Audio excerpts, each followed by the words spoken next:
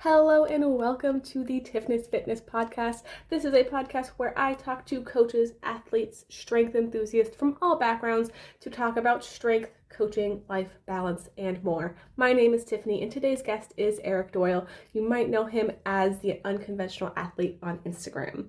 He is a great coach out of Long Beach and he is the creator and host of the Unconventional Fitness Games in Southern California.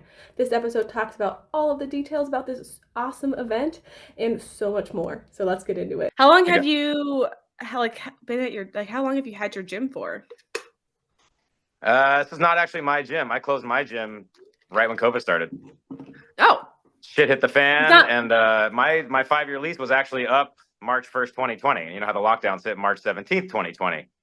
So there was an ownership change, and this new lady was coming in that thought she was hot shit, and she could raise my rent like 19%, and not let us use the facility during COVID. So you know what? I just took my stuff to the beach like everybody else, and I actually made more money that year off the first year of COVID than any other year in 20 years in the business. That was the big bang right there, because I have all the good beach stuff, and I live we're a block from the beach. So kettlebells, maces, bags, ropes, all went to the beach. I loaded my truck, took everything to the beach, and ran my business off the beach for a year. Well, you're lucky you live next to the beach. You were in San Diego too. It's nice, huh? I wasn't that close. I lived in El Cajon. Yeah. It's pretty expensive though, yeah. I didn't live that close to the actual water. It was probably like a 30-40 minute drive to any sort of actual water that you could like go to. Because I lived a little more inland because that was more affordable, and it still was not affordable. That sucks, yeah. I mean, if you're not pulling 5K a month out here, like yeah, it ain't happening. It needs to be. And our landlord was insane. That dude was we left. I mean, he got so mad at me when we left, like, because my husband left a month before because he came out to Colorado, and then I was like, hey, I'm gonna be leaving too, and he's like, you can't do that. And what do you mean I can't do that? I was like, I have to go out to my husband, like, I'm not like, and he's like, well, you have to pay me rent. And I was like, wasn't planning on not paying you rent. Like, I was just letting you know I'm leaving so I could get to Colorado. And he got really, really mean. So my family, like, my parents had a concert to go to that my dad had taken time off for, but the concert got canceled because of COVID. And so my parents had that for like a 4-day weekend, and they're like, well, we'll just come help you pack up and help you leave like tomorrow. So that's how I left San Diego. It was like in the day, like I had packed up about 60% of the house on my own. But he had gotten like really aggressive, and like I lived next to him. Like I had to walk past his door yeah. And he got so mad. And then like the next couple of days, my parents were there, and he's like, are you leaving? And I was like, yeah. And I was going to leave in a few weeks, but now I'm leaving now. I'm gone, right? So I went and stayed with my grandparents for like their mother-in-law suite from when my great-grandma was living there. And I hung out there for a few weeks until I got to Colorado. There you go. Yeah. It was a crazy time. It's hard to believe. But sounds like it worked. 4 years. I know. It's 2024. I turned around. I was like, shit, it's 2024. We got to bring this stuff back to life, you know? It was a whole different time. There was a different set of lifters. The sport was in a whole different place. Kettlebells were in a whole different place. The fitness business was in a whole different place. Yeah, and sport really grew, I think, over COVID times because it doesn't require that much equipment.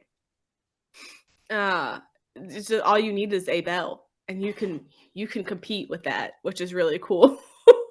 I feel like sport grew everywhere but the West Coast. I feel like it died on the West Coast during COVID. I don't know. I have a few. I mean, it's because I think right before Core shut down, and all the other like little gyms that did it shut down right prior to COVID. Yeah. But like up here, there's still like a pretty big, because I moved now I live in Washington.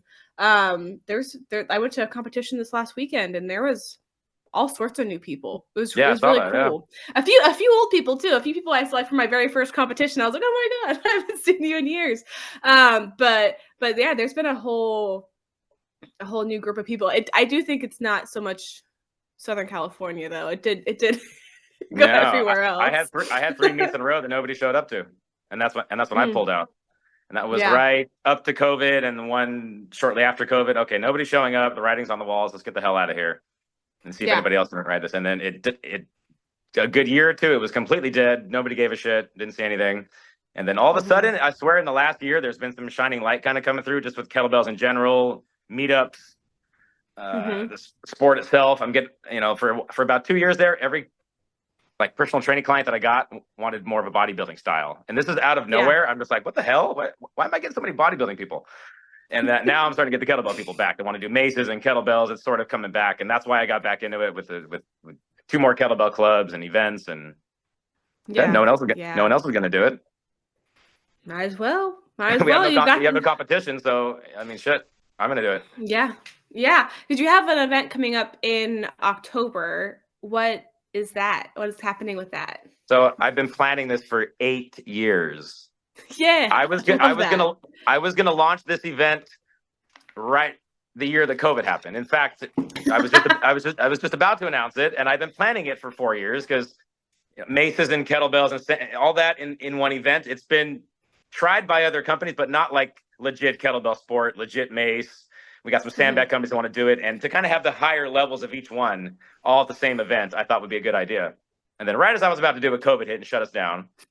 I didn't feel like it was As the it right does. time. I didn't feel like it was the No. right time until recently. A lot of people like asked me for it, and I've had some, I've put some feelers out there, and so we're gonna freaking go balls out. I have so many things planned. I don't know how much I can say today. I don't want to like spoil the Whatever mix you or wanna any kind of say, it's surprises. okay.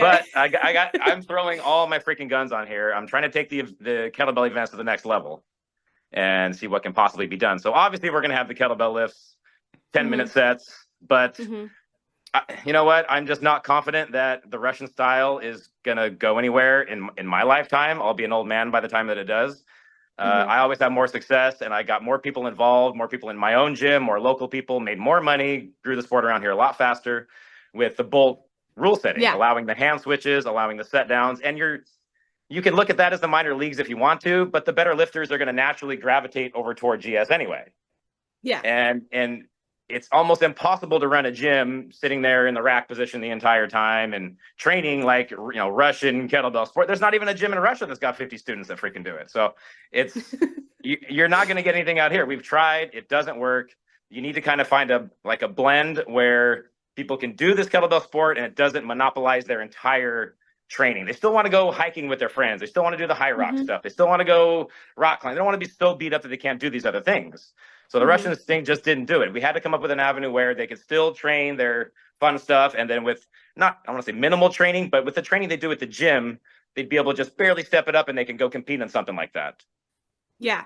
I really like And the Bolt style. I worked a lot with Nico when I lived in Colorado, who, yeah, like, yeah, was the president of IKLF, Bolt style lifting, and I think it's such a good way to make kettlebell sport less intimidating for people to start, because people look I mean, like, I talked to a group of people, like, a couple weeks ago when I was training for this event, and they're like, "You do for 10 minutes, you can't put the bells down?" I was like, "Yeah, no." And they're like, "Well, I will never do that." But you have bolt style where you can put the bell down, you can switch and things. I think that makes it just so much more accessible for more people to do it. And like you said, it doesn't kick your ass as much. Like, it still kicks your ass. Like, you're still working hard, but you're able to recover a little bit more easily from it. Like, when oh I'm yeah, doing yeah, my cross training for like bent press and doing sport stuff, I tend to gravitate more towards the bolt style because it makes it so I can train both without being burnt out. yeah, yeah. And it's got more of a sprint and rest feel to it rather than Mhm. you're slowing down because you don't want your grip to fry out. So Mhm. it's hard to redline in gear voice sport where it's really easy to redline for a good amount of time in something like Bolt or what we're going to continue doing out here. Yeah, But anyway, it's so great. we're gonna do the classic 10-minute lifts, double half snatch, double jerk, one arm snatch, one arm jerk. But I Mhm. want the main event to be one arm clean and jerk, and I want it to be 5 minutes. So Yeah, that's fun. that way with multiple switch and with set down, that way we get some big dudes up there lifting some big bells. Somebody might go up there with a freaking 48 kilo for 5 minutes. You know what I Yeah, mean? And yeah, switch hands every 5 reps. I've got a guy here who can snatch the gold 48 for 10 reps on each side. Name's Crown Vic. He gets up sure. there and he can do a 48 for 5 minutes. So that's something the sport hasn't seen yet is, Hmm. we need big dudes lifting big weights to make it attractive to a broader audience. Same thing with the mace too. Hydro Hmm. maces get a lot. The reason I made them was because they're cartoon size. They get a lot of attention. They get a lot of attraction. There's a big wow factor to them, and we kind of need that to get the people in. Hmm. Nobody wants to watch 10-pound maces go around for 5 minutes. It's just too boring. You can't hold the audience. Nobody wants to train it. Nobody wants to do it. Nobody wants to coach it. So we're making our sets 3 minutes, and we're making them freaking heavy. So that way we've got Yeah, big maces going around. We got strong people. This is not just waving a wand for 5 minutes. No, 3 minutes, heavy, and that's what we're gonna do with the mace. that's great. Yeah, I think a lot of sport is not super sexy. So in order to get people in, you gotta find avenues to make it more exciting. Like I can't even post a full set anywhere without it not my viewership goes so far down. Exactly. Yeah. Nobody If you see the nobody same, wants to watch 10 minutes. Like I post them on my YouTube and they get some views, but like nobody really wants to watch. It's not exciting unless you're in the sport, which is its own thing entirely. Um yeah, you gotta find it more interesting. That's why I only post like minutes of my sets on things because otherwise who's gonna watch it outside of exactly. the 7 people that do kettlebell Right. sport? Like professional jujitsu is kind of the same way. Like when you get the collars and the sleeves at the highest level, they just kind of sit there and stay still. And even some of the best jujitsu guys don't even watch the world championships because it's just boring at those high levels. You just kind of stalemate and stay in one position. So in order for it to grow, you got to grab the audience and you got to kind of bend the rules a little bit and do things that are going to be attractive and bring the audience in. And I think Hmm. I can pull from the CrossFit community with this rule setting. I can pull from the hardstyle community. I can get average Joe and Jane. I can get 30 or 40 people out of my gym. And that's not even getting people from the outside. That's just getting, Hmm. the locals. Yeah, So yeah. if I can get a student to do 10 reps per side on a given lift, they can compete. And that's awesome. If they I want think to that's so do, it's so good for clients to have a thing to work towards as well. Like, okay, I'm training for this event and give them that like block of time or like, the SMART goals where they have a thing where they're working towards versus just like training to train, which is fine, but it's not always effective and it's also gets boring. yeah, exactly. And if you're by yourself, it's even harder. It's like the same workouts that I put my students through here when I try to do it myself, it just ain't there. You got to Hmm. kettlebells is one of those things where it's best trained in a group of people so you can feed off each other's energy. Hmm. It just goes better. Yeah, like well, because I've done all of I mean, I've trained by myself since March 2020. Basically, no, that's all. I've only trained by myself, and so this last weekend was my first competition in person, and since December 2019, that was my last in person comp. Before that, and it makes such a difference to just have people there. Like I was lifting next to people, and we were pushing each other, and there's people yelling, and not that I can hear anything that anybody's saying when you're on the platform. Like I couldn't tell you a goddamn word anyone was telling me, and I couldn't tell you a thought that was going through my head. But like you feel it, you know? Yeah, you don't remember it, but you feel it. Yeah. Yeah. What were you thinking about? Like my brother came and he asked me that. He asked what I was thinking to like finish the set, and I was like, oh no, my Not throwing the bell. head's empty. There's no thoughts. Just lift. Just lift. Put bell up. That's all I'm thinking. Oh, we were having this talk the other day. Were you at core that time that Brittany Van Stravendek threw the 24-kilo bell across the room? No, I don't Were think you there that so. night? Oh, okay, I swear we were going to talk about that. Okay, we were going to. I was asking one of my students. He was like, "Do you remember that?" And I was like, "I didn't see it, but I heard it, and my Mm. computer was like right next to it, and it literally went shoo right by my computer." Would have been a bummer. Yeah, no. Anyway, We off didn't really topic. do No, that's fine. We didn't have any we had competitions at core. When I was there, my first year we competed at WEC. So it was 2017. Oh, okay, Um yeah, might have been before so that. when they did the competitions like in-house where like I've seen the clips that you're posting and stuff of old Yeah. core. Um those are prior to my time. We did like some like in-house like team style competition or like events, but it was not like a big event. So the first competition I ever did in person was at WEC Method, their Ah, first okay, okay. space. in December of 2017. And then the last competition I averaged in San Diego was also at WEC Method, but it was at a different location because they moved spots. Okay. Uh, but yeah, no, I've never like thrown the bell when I was doing a Oh set. no, she was going ham on the 24. She was like 60, 70 Is reps in, she? and it just went. It goes. I mean, I lost the bell on my last rep this weekend. It just went down though. It just went flop. And I was like, Yeah. oh, there it goes. Bang. Yeah. I was like 30 seconds left. Yeah. Like, My favorite event was down at Core. What they did a Bolt Ironman, like a mini Ironman. So it was 5 minutes on each lift. But you went mm-hmm. back up there like every 45 minutes or an hour. They were cycling through people, 5 minutes each person. I mean, there's like 30 or 40 lifters there. Like it was pretty big, but every hour you went back up there for the next lift. So you didn't really get to chill for too long. And if it's like 4 or 5 hours long and you literally went back up there every hour. And it was a cumulative score for all 5 lifts at 5 minutes each. That's and fun. Almost beat Betcher. That's fun. Couldn't. We did. never quite got Betcher. He was too badass, but came close. Yeah. We used to do we did like team relays too. That might be a fun thing for your event. There you go. And it was different weights for whatever. I don't remember. It was like women and men had different weights or whatever, but it was like a farmer's carry, some front squats, some snatching, and some jerks. I don't remember. There was a few different things, but it was with a bunch of farmer's carries in between them all. Mm-hmm. It was really fun. It was a fun way to for a team, because you just pick like 3 or 4 people and you do it. It was a lot of fun, and then everyone's just yelling the whole time, and yeah, those are fun. You said sandbags too. Are you doing what's the sandbags? So I got contacted by. Well, I originally wanted to do that drill, because you know how like I don't want it to be like kettlebell, mm-hmm. bore the audience and everybody goes home. So I'm going to stick some things in between the kettlebell lifts to kind of keep the audience's attention. One of them was going to be a sandbag deal. And what we were thinking was to do like a 1-minute set, where you pick the sandbag up off the floor and you suplex it over your back. Okay, cool. I mean, just something basic like that, and have floor to shoulder.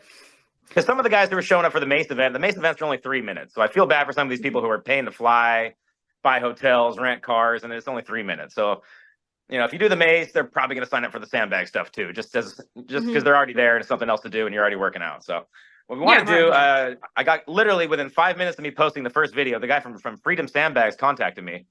And we were already going to contact him anyway, because Body by Bell's Nikki Sullivan, she's one of my students here. Yeah. And I've seen her with those sandbags. They look really cool, and I wanted to use them somehow. And so he was like, "Hey, how do I get involved? How do I get my sandbags there?" And I was like, "Dude, I was going to contact you."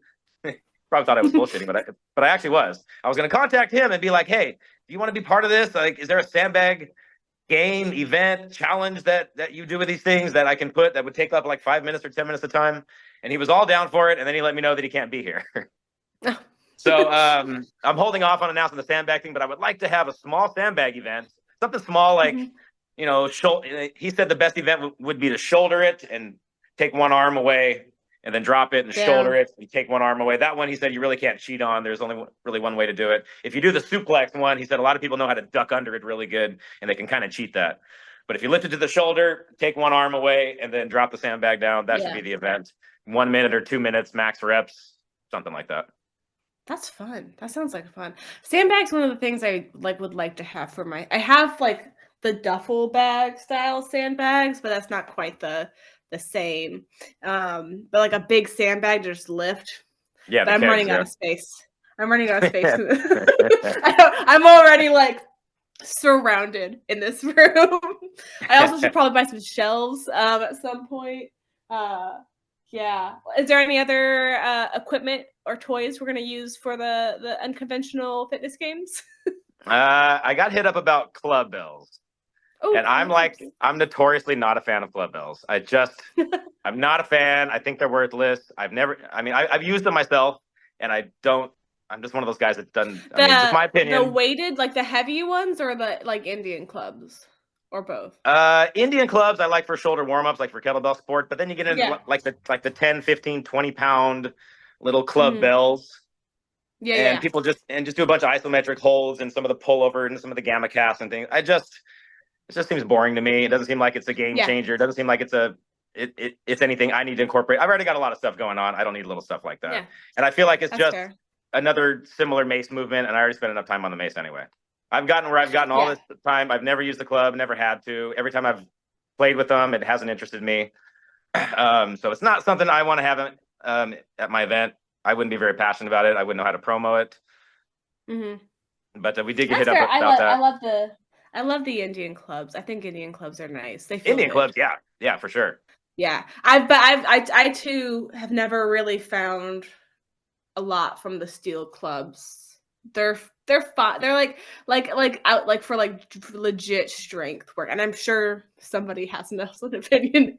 Other people have opinions about this. But for me, yeah, it's like if I'm gonna do it, I'll just use my mace. Like if I'm gonna do a Yes. cast, I'll use my mace. If I'm gonna do, and if I'm using it for a warm up, I'll use my actual Indian clubs. And that point, I can also do like the mule nets and things where my like warm up the wrist and hands, which is beneficial for a lot of Yep. the training that I do with the bent press and the snatching and all the stuff.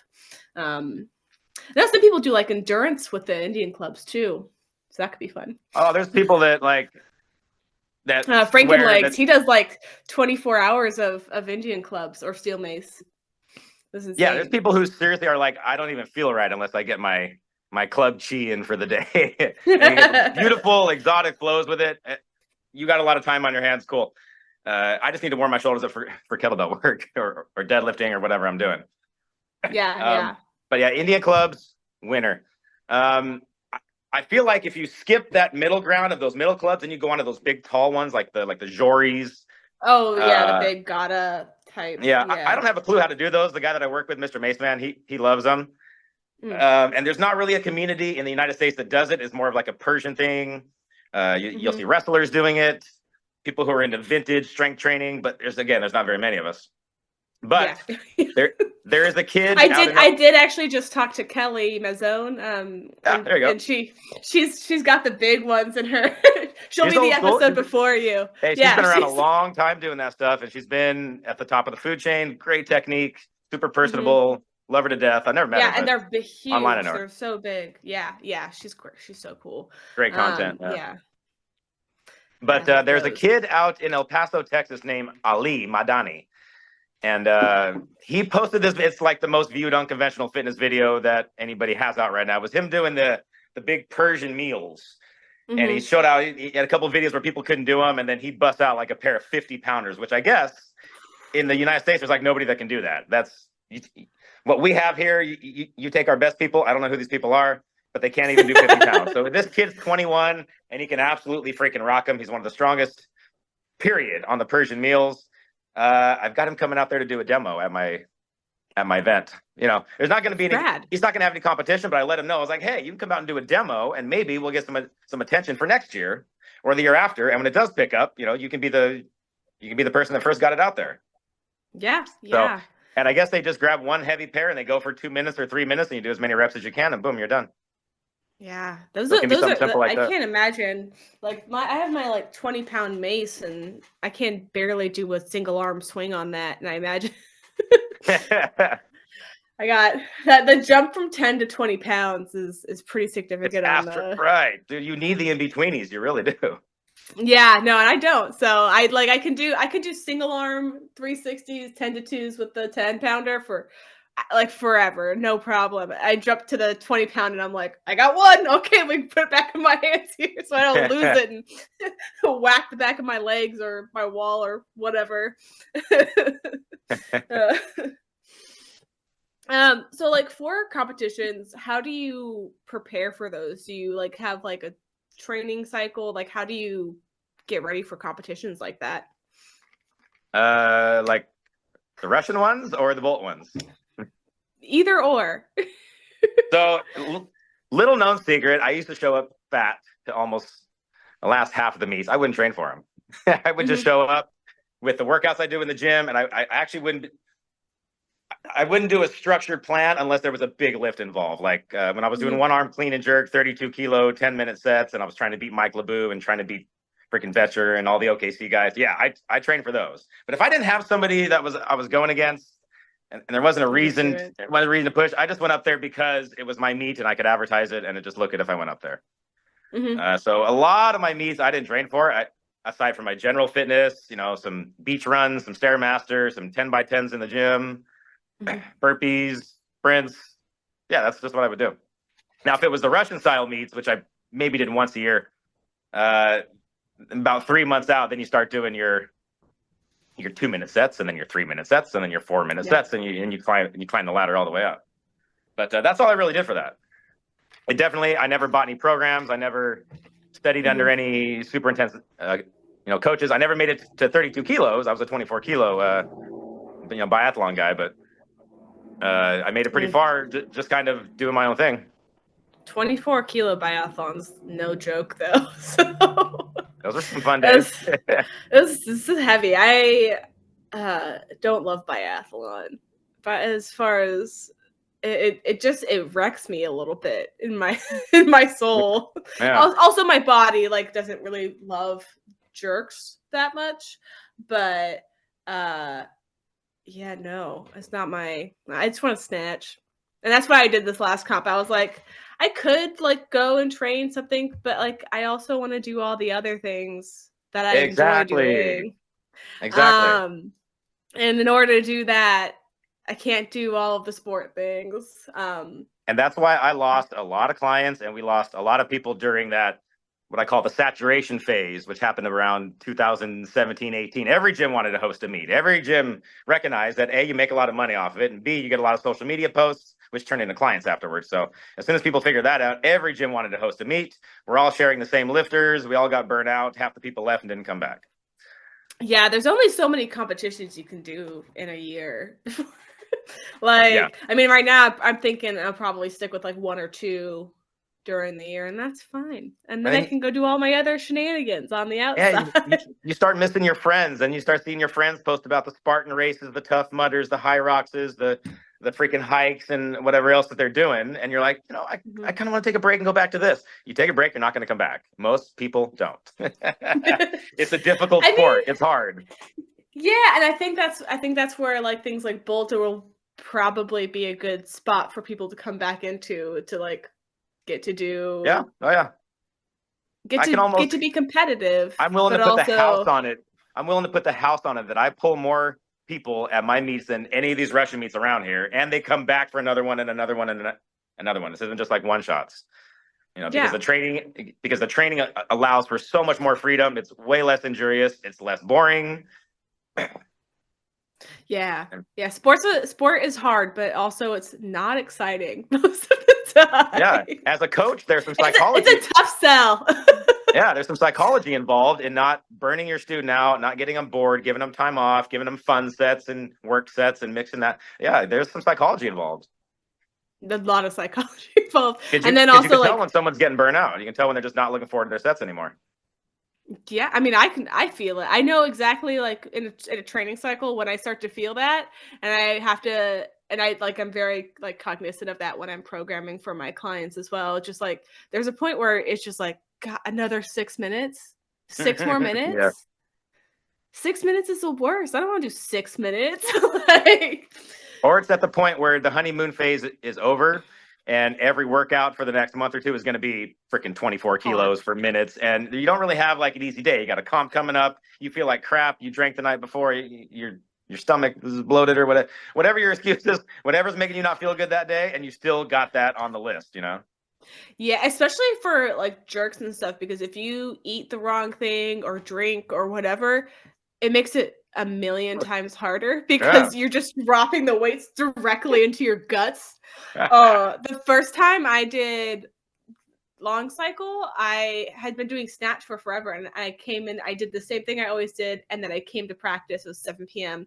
and I ate like an hour and a half before or something, and then I came into sport and I was doing the sets, and like after the second set, I was like, I feel like absolute crap. Like I feel like I'm like this isn't this like that hard like physically, but I feel like I'm gonna throw up. And Brittany was my coach at the time, and she was like, "Oh, when did you eat?" And I was like, "I ate the same time I always do. Like when I did for snatch, I ate an hour before, and then I drove out here. It was fine." And she was like, "Oh, you can't. You have to time your meals very differently. You were dropping, I Yeah. was doing 12s at the time. I was like, she's like, you're dropping 24 kilos into your gut for Yeah. Do you minutes. ever feel like the food in the water, like moving around, stomach grumbling Oh when you my get in the God.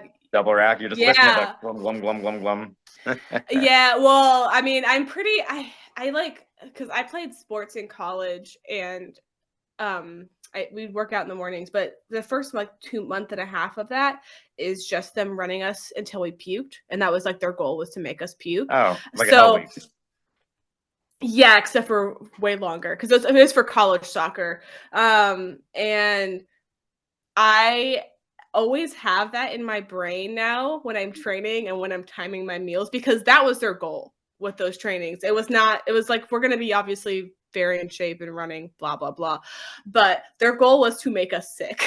And so the feeling of food in my stomach when I'm working out, like, very much makes me stressed out that I'm going to puke. So Totally, yeah. I time my meals out very, very well. And I do lots of practice runs of what I can eat prior to lifting now.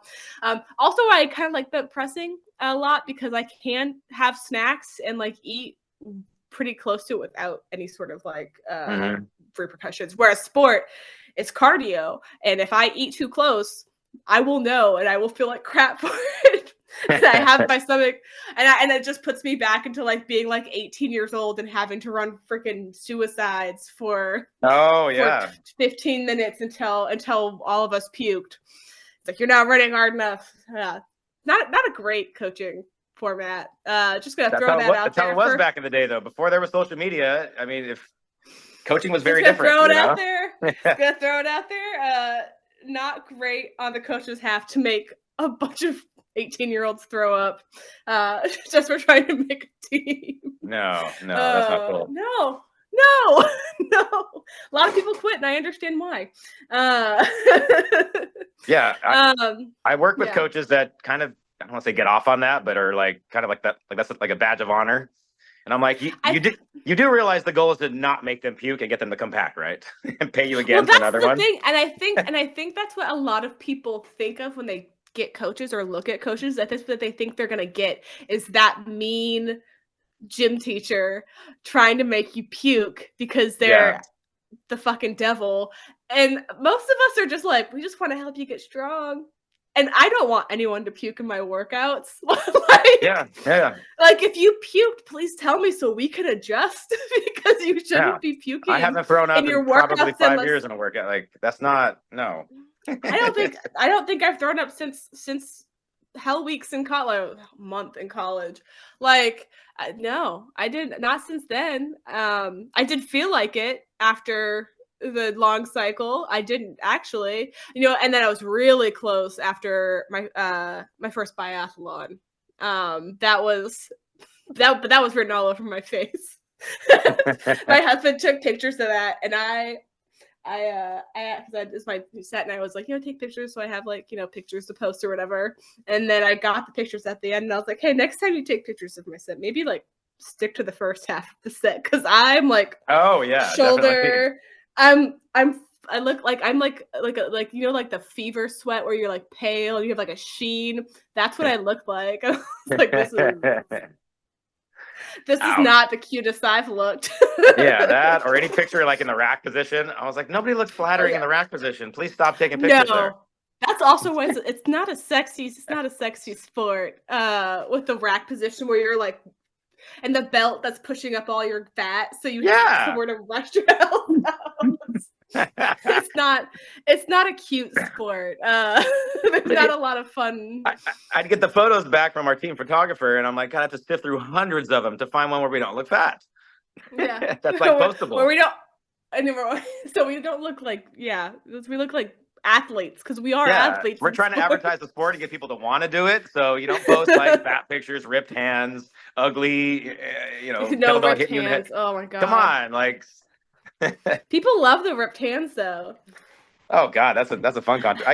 I get more hits on stuff like that than I can do amazing shit and put it online. Nobody cares. Yeah. The second you put something controversial like that, everybody jumps on it. I love that. Yeah, I hate people like post the ripped hands as like that badge of honor, and I was like, that just means your technique was bad. And the That's funniest all thing that is means. when they post their workout and they write in, okay, I did 10 deadlifts, 10 swings, 10 high pulls, and 10 squats. And then they're like, how, look at how my the fuck did you rip your hands on that? There's nothing hand ripping about what you did. No, no. It's yeah. It's always people like really like their hand tears, and I'm like, Yeah, and they'll put like a just filter tighten on your it to make the blood look worse and the skin look all. And I'm like, you realize that nobody thinks that's cool and nobody's gonna want to do the sport if you post that. Yeah, you're scaring people away. Like hand tears do happen. Like it's part of, lifting to your limits and stuff, but they're not ever anything I'm like, yeah, look what I did. I got hand tears. I'm always like, look, I didn't get hand tears. Right. I post all my long sets on YouTube, and the last frame's always like me being like, look, I didn't tear my hands up. Don't Oh, go up to the worry. camera and do one of these, yeah. Yeah. Thumbnail. Yeah, I mean, I did my 10-minute set this last weekend. No hand tears. It was all good. How did you do? I had 188 reps, 16, which was CMS, okay. and I got first in my weight class. Not a PR, but I can't be mad about it. Like I got first and I got CMS, so it's like, okay. But it wasn't exactly what I was hoping for. It was Psycho. It's a K2, used to be Crazy Monkey. Oh, okay, yeah, okay. Yeah, they've had an annual thing for a while. Yeah, and I went up in February because I had a client competing because I moved up here, and I was like, well, let me go see my client, and everyone's like, are you lifting today? And I was like, I've been living in a trailer for 2 months. Absolutely not. My back has been hurting since January 2nd, so no. Hey.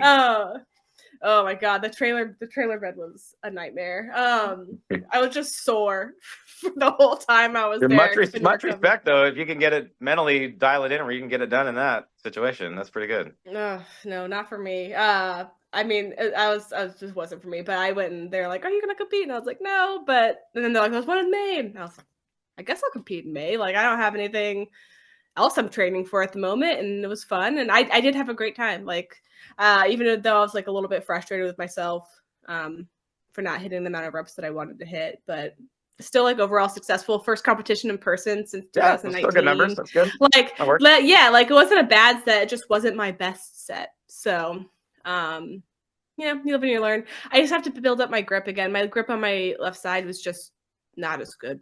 Oh yeah. It's not as good, and so I got fat grips. I did them today actually. I got like little fat grips and I put them on my barbell and did a bunch of deadlifts. Oh, those are cool. Those are definitely cool.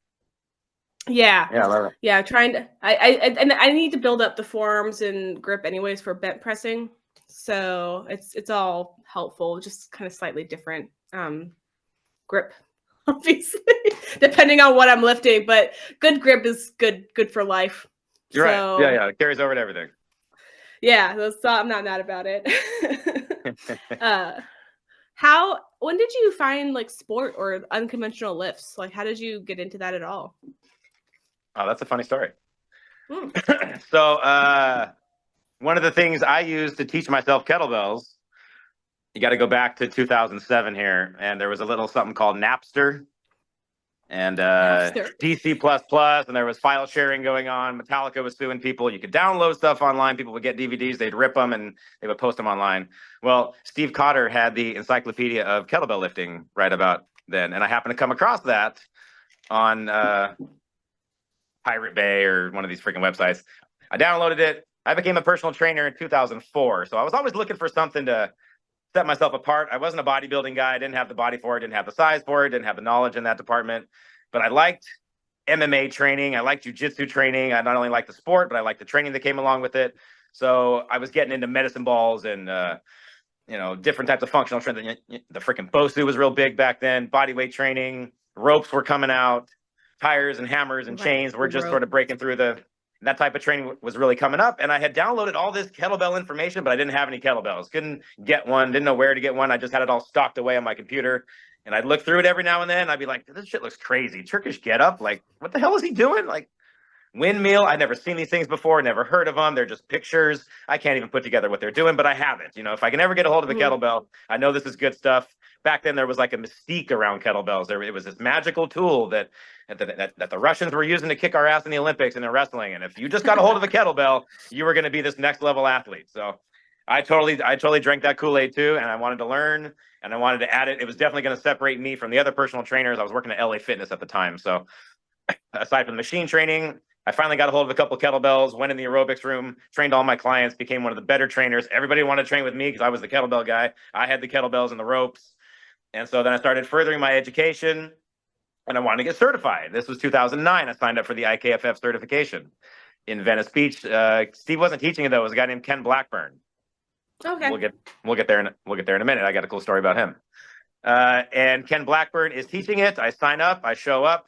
I have no idea the difference between hard style or kettlebell sport, Coke, Pepsi. I don't freaking know. I just want to get certified in kettlebell. So I show up there and this is a kettlebell sport certification. This is perfect. This is not what I had trained. I'm used to, Pavel, Mike Mahler, Steve Maxwell, Anthony DeLuglio, and Yeah. So I'd only been exposed to hard style, and it's more of a general fitness thing. That's what I wanted. But I had came across this one video where he had Valerie Fedorenko going over some techniques, and it just looked like he was bending over too much. And the guy's Russian, he wasn't speaking English, so I literally fast forwarded through the whole thing. But I saw it for about a minute, and I logged it in my brain. So I show up to this competition, and I start snapping out these swings. And the guy next to me is like, "Bro, you're like snapping your swings. You're hard styling your swing." And I looked at him like he had crap hanging out of his mouth, and I was like, "Dude, shut up, get out of here." And by about the third person that did this to me, I'm like, I'm doing something wrong. Am I doing something wrong? I'm doing something wrong. So, I sit down, I started like reading a little bit. I was like, oh shit, this is kettlebell sport. This is not just a general kettlebell certification. It was a 2-day certification. I literally canceled my hotel, went home that night about an hour away, watched these DVDs, put in the damn thing with Valerie Fedorenko. I was like, oh my God, this is totally different than what I signed up for. What did I sign up for? This thing's $1,300. I can't get my money back. I have to show up tomorrow and pass all these tests. So in one night, I literally just, as much as I could on YouTube, as much as I could through videos, studied what I could on the jerk and the snatch, because it was totally different. The breathing was different. The techniques were different. Yeah. Show up the next day, absorb as much as I could, and I freaking passed it was like 40 jerks and then 40 snatches per side. And I ended up getting it. But I literally showed up day one doing hard style, not even knowing that it was a kettlebell sport thing. And so I literally that's how I kind of got exposed to it. That's how I fell in love with it. I went home and started practicing the long cycle and realized that I got this rack position thing pretty good. And if I go over here to the side, I can do this side rack and you'll never get the bells out of my hands. And so I started practicing that. And then I made my first 10-minute set and then it was all over from there. And then I started thinking, I was like, hey, nobody knows this shit around here. Nobody teaches this. They teach basic kettlebell, if that. It's swings and squats and rows, and that's all anybody wants to touch. So what if I can make this business? I got kettlebell sport as the top tier. I got a general fitness kettlebell situation going on, and then I can sprawl in the mace and the Bulgarian bag and the ropes to kind of break up the boredom, so I don't have to do kettlebell every single day. And then boom, the system was born. Sweet. And it's like I got to have 3 levels to it. What do I do with my students that have been here 5 years? Still going to do swings and get-ups? No, they're gonna be bored as shit. You got to have some people do though. People do. I've ran a gym for 10 years. They don't stay. You got your outliers that'll do that, but generally 3 to 5 years, and they're looking for something else. If they don't want to venture into kettlebell sport, there's only so much general fitness kettlebell, so many complexes and so many circuits before they really start feeling the same. So what do you do with your 5-year students? You have to graduate them into some kind of a more advanced thing like powerlifting, kettlebell sport, strongman training, Highland Games, high rocks. I don't care what you pick, but you got to have something for them to do. Otherwise, they're just going to stop. Yeah. Highland Games look like a lot of fun too. That's one of those. That's an avenue too. They have them out here in Long Beach. I've never been to them, but there's some people that train for them around here. They go to parks and just throw shit. Yeah, I had a client who did sport. I coached his sport, but he did Highland Games. So his sport was to like keep him in shape for Highland Games, basically. And that was fun for him. And I loved he was sending me his videos of his like throwing things over with a big old log. It looks like so much fun. I posted a video of me juggling, and it went kind of off on TikTok. And I had a bunch of Highland Games people being like, "You should do Highland Games," and I'm like, "It's on the list, man." But it's like another thing that I like. There's so many things that you want to do, but you can only do so many things at once. But there's always you can always do it. You can always get into stuff. There's there's different age groups for everyone. So Right, like right, I right. could jump into it later and it'll be fine. You know, More and fun. and if it's a new sport, don't worry about winning the freaking world championships your first time out. Nobody cares if you lose. Nobody, it's your first time. Who Yeah, and I cares? think with a lot of the strength sports, like people aren't like they're like we're competitive and you like, want to push yourself, but no one's like rooting against you ever. Like I know if you're rooting like if you're doing like a team sport like soccer or football, whatever, there's people who are rooting against you. But for sport, like strength sports, we're all just really want to see everyone do their best. Like that's I think the cool thing with like kettlebell sport, any of the other sort of weightlifting events I've been to, is we all just like want everyone to do their best that they possibly can. And I think that is like a super fucking awesome energy to be It around. is. It is. Yeah.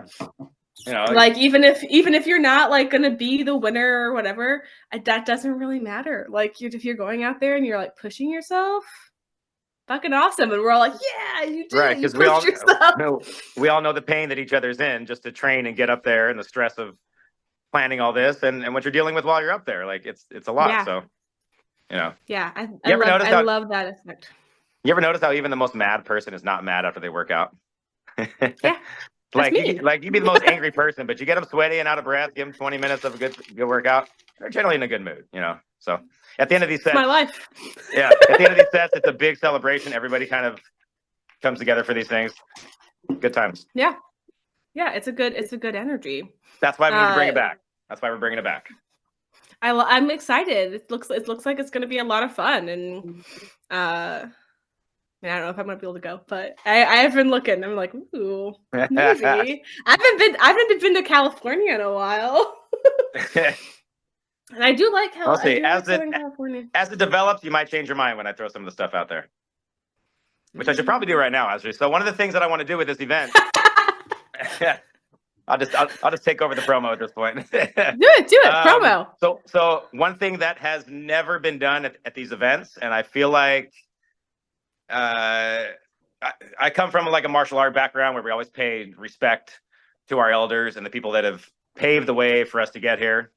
Like we all had a kettlebell instructor that we learned from, looked up to, stole stuff from, watched on YouTube, whatever it may be. You had somebody that influenced you to get into kettlebells and try this lift and go this direction. And they really get no recognition at this point. And there's a whole generation of those kettlebell instructors in the mid to early 2000s that I feel are kind of getting lost.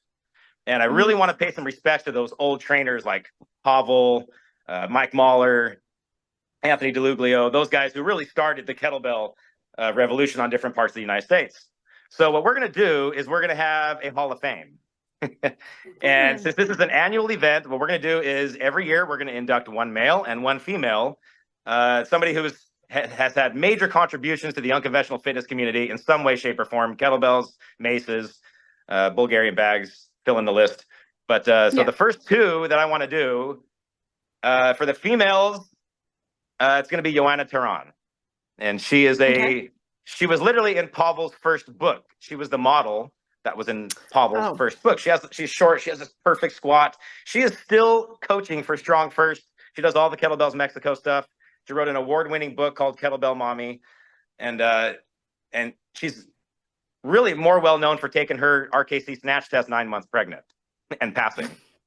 Wow. So she has been around for so long. She has made so many contributions. She's local, and she's going to be the first recipient of our Hall of Fame. For the men, this is like a big one for me because he's someone that I really looked up to. He's no longer with us, and we unfortunately lost him about, I want to say like a year or two ago. He was one of the biggest contributors to unconventional fitness back in the day, all the way up till his passing. And I still find his videos; they still pop up on my feed. And I feel like if there's one person that has to go in the Unconventional Fitness Hall of Fame first, it's Bud Jeffries. It's big Bud Jeffries. The guy did unreal stuff with unreal tools, lifts that nobody thought about, records that nobody's ever going to touch. And I want to make sure he gets the recognition that he deserves for his time and his content. And I've already contacted his wife and see if she wants to come out here and accept the award. If not, it's cool. Somebody will. Steve Bellinger's out here, a friend of his. Rick, the Mace Man's going to do a nice speech for him. And he is going to be the very first inductee into the Unconventional Fitness Hall of Fame. That's great. I love So, it. That's so cool. And he's excellent. What a huge loss for the community because he was so yeah, yeah, cool. and then the crappy thing is, I know he lost his son about a year before that, and Mm-hmm. his train, both of them were up just doing insane things, groundbreaking things in their backyard with their RVs and their trailers and stones and rocks. We're talking about flaming kettlebells, shooting guns at the same time. I mean, just things that nobody really would have thought about. Yeah, Hold on. yeah, yeah.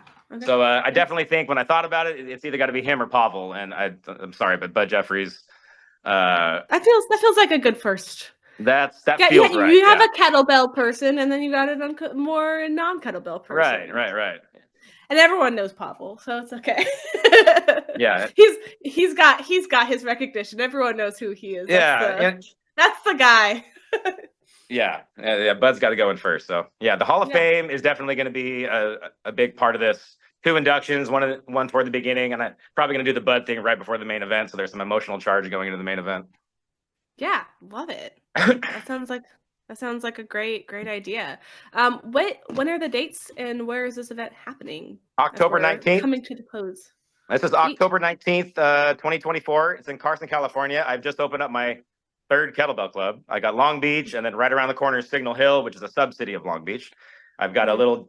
I have a deal going there. And then if you go about 10 minutes more up the freeway, there is Carson. And Mhm. there's a giant gym there that I just partnered up with the owner. I got half the gym going on. It's 4,700 square feet, giant place called Carson Kettlebell Club. Mhm. It's right off the 405 freeway, 2 minutes off the freeway. Tons of food there. It will be the site of the Unconventional Fitness Games and my new gym, Carson Kettlebell Club. So Awesome. you're not going to be able to avoid the promo. I'm blasting all the way through October. So just go on my Perfect. Instagram, my Facebook, my YouTube. You'll see everything there. Mhm. And I'll make sure all of those are linked in our show notes so everyone can find you. If anybody wants to work with you or reach out, where and how could they do that? Long Beach. You got to be in Long Beach. I don't do the Zoom online training thing. I literally I have one client left. That's because she knows my system, but I'm just not a very good Zoom trainer, online trainer. I don't prefer it. I don't like it. I train live and in person in Long Beach, California, and Signal Hill, and Carson now. So if you want to do any kind of kettlebells, kettlebell sport, mace bell, I also own the company called Hydro Mace, which we're probably doing 1 or 2 batches a year. You'll see that. I don't do them year round anymore. It's just once or twice a year. But if you want Mhm. anything to do with any of those, you know where to find me. Unconventional Athlete on Instagram, YouTube, Yeah, or just Eric Doyle on perfect. Facebook. There we go. You're all over the internet, and unconventional games are also all over the internet. We'll make sure all of the things are linked. I mean, I feel like we've done all the plugging, promoting that we can, Mm-hmm. and thank you for coming on. I No appreciate problem. it. Thanks for having me. Thanks for having me. And that was this week's episode. I had such a good time chatting with Eric. The games sound like an absolute blast. So if you are in the area, and if you are able to get there, I would absolutely check them out. All of the links to Eric's socials, along with the Unconventional Fitness Games socials, and ways that you can sign up to go to the Unconventional Fitness Games are in the show notes. If you are liking the podcast, don't forget to rate it and review it. That helps so much for more people to find it. And if you are looking for coaching, don't forget to reach out. I am taking on clients and would love to help you become your strongest self. That is all for this week. I'll be back soon with another episode with another wonderful guest. Bye.